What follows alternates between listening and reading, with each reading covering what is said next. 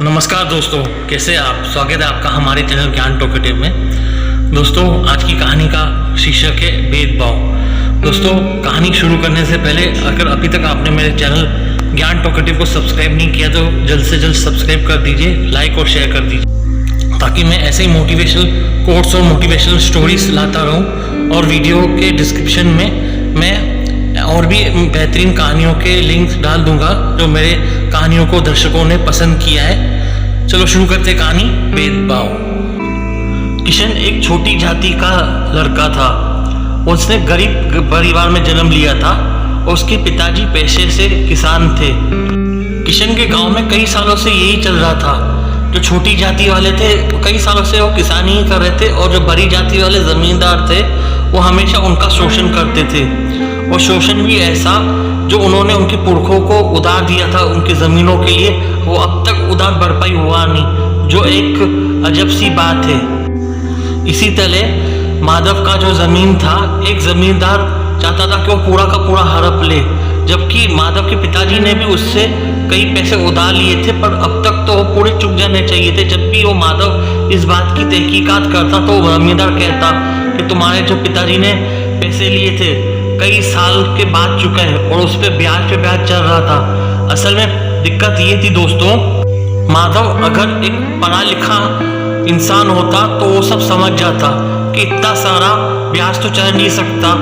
असल में उसकी यही अनपढ़ बनने का फायदा जमींदार उठा रहा था। जमींदार कहता था कि तुम्हारा पिताजी मेरे से उधार लेता गया, जो उसको मोहलत दी 3 महीने 4 महीने की, उससे ज़्यादा के मोहलत के बाद वो उधार देता था, और उसके उस पर ब्याज पे ब्याज चढ़ता रहा।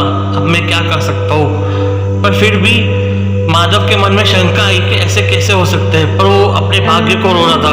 ना तो वो कुछ पढ़ सकता था ना लिख सकता था, और वो बही खाते देखता भी तो कैसे देखता जमींदार के।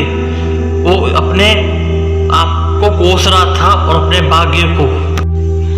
एक बार माधव का बेटा किशन ने आवाज उठानी चाहिए। उसने कहा, पिताजी ऐसे कैसे हो सकता है? जमींदार हमसे मुंह मांगा उधार का ब्याज लेता रहा है, फिर भी हमारी जमीन को गिरवी रखने के लिए बोल रहा है और हमारी जमीन को जब्त करने के लिए बोल रहा है, पर हम कैसे इसका आवाज उठाए? आप बताइए। हमने तो पढ़ाई भी नहीं की है, माधव के बेटे किशन ने कहा। तो किशन ने कहा, तो मुझे कम से कम इतना पढ़ लिखना चाहिए कि मैं ये सब बही खाते देख सकूं और इस जमींदार का पर्दाफाश कर सकूं।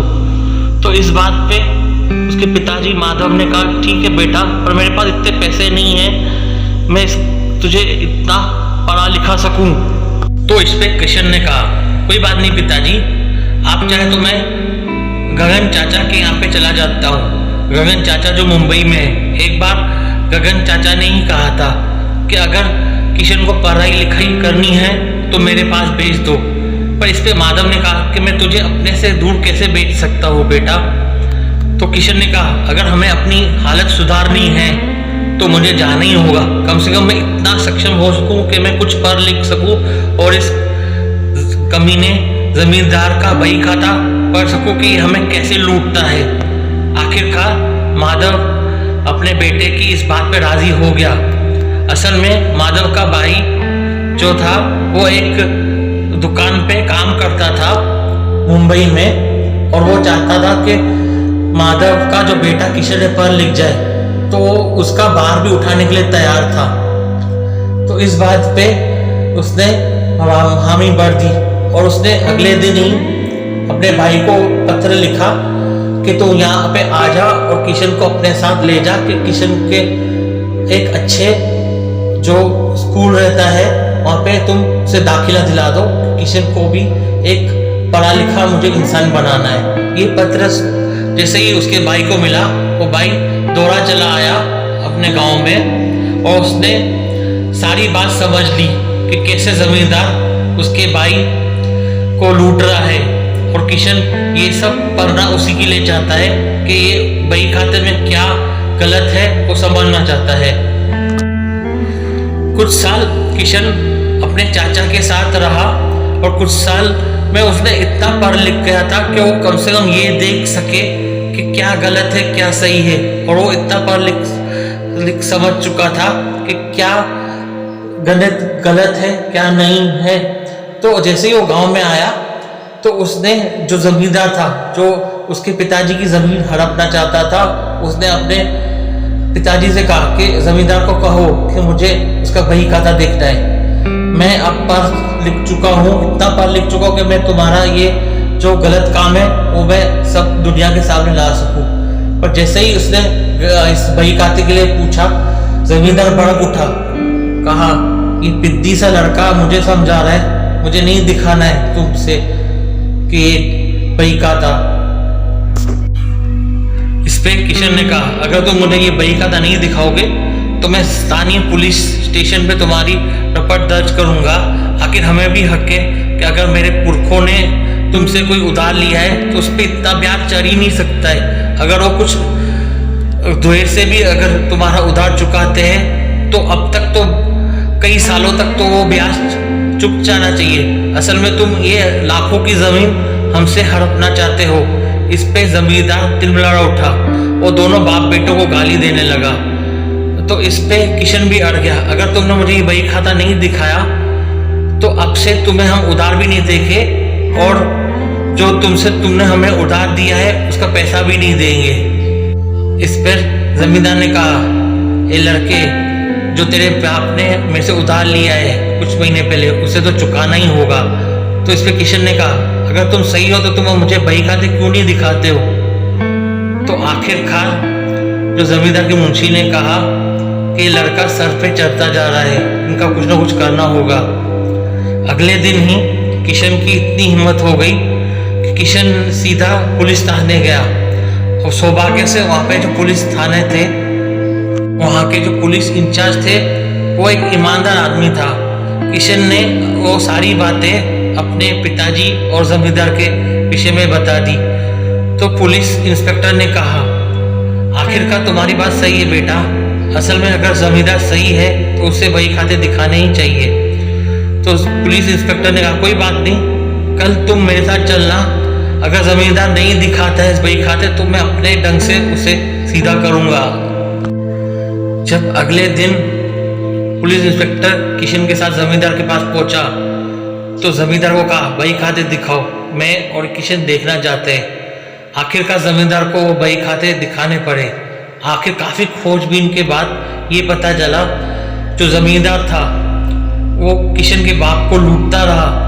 जो उसके पूर्वजों ने, किशन के बाप के पूर्वजों ने पैसे उधार लिए थे वो सही मोहलत पे चुका दिए थे, पर तो भी उसे बही खातों में गलत काटा पीटा गया और बताया गया कि देर से सारे उधार चुकाए और उस पर ब्याज चढ़ता गया।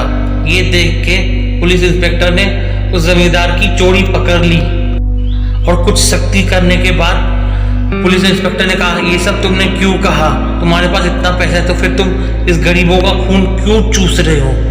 आखिरकार जमींदार ने अपना सारा भेद खोल ही दिया।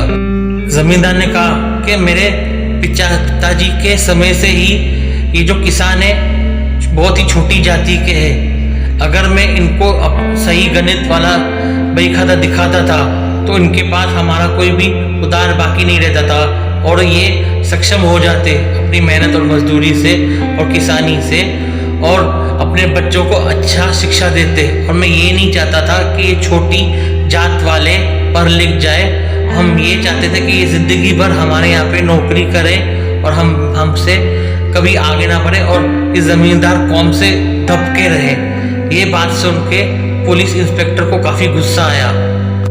पुलिस इंस्पेक्टर ने कहा, तुम जैसे लोगों के वजह से ही भेदभाव इस दुनिया में काफ़ी हद से ज़्यादा बढ़ गया है। पुलिस इंस्पेक्टर ने कहा, तुम जैसे सोच वालों के वजह से ही आज हमारा भारत इतना विकास नहीं कर पा रहा है। अभी तक गांव में ऐसी पिछड़ी सोच मौजूद है।